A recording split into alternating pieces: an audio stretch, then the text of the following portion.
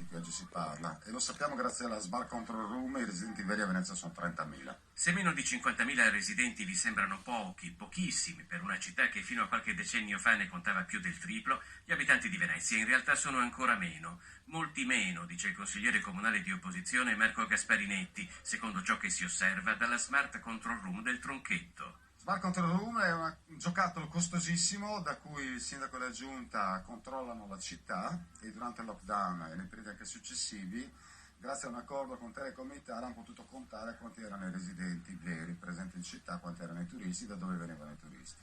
Gli altri 20.000 chi sono? Quelli che mancano alla festa? Gli altri sono finti residenti, e lo sappiamo perché la polizia municipale, che va a consegnare le tessere elettorali, al terzo tentativo rinuncia e dovrebbe essere cancellati dall'anagrafe della popolazione residente.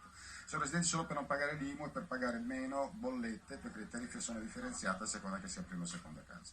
Rimanendo ai dati ufficiali, Matteo Secchi e gli attivisti di Venezia.com hanno iniziato ad aggiornare al ribasso, a colpi di scotch, la cifra dei residenti di quello che in comune si chiama centro storico, ma i problemi di spopolamento ci sono anche in terraferma. Venezia perde abitanti, ma perdono abitanti anche in terraferma.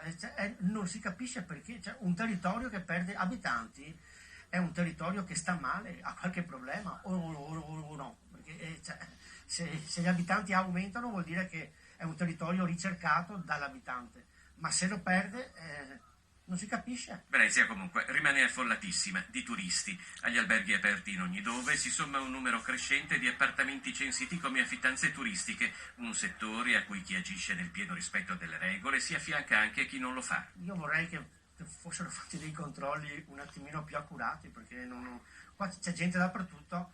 La mia fidanzata abita in una calle in cui è rimasta l'unica veneziana, 19 appartamenti a uso turistico, e lei sola lì, mi sembra un po' sproporzionato.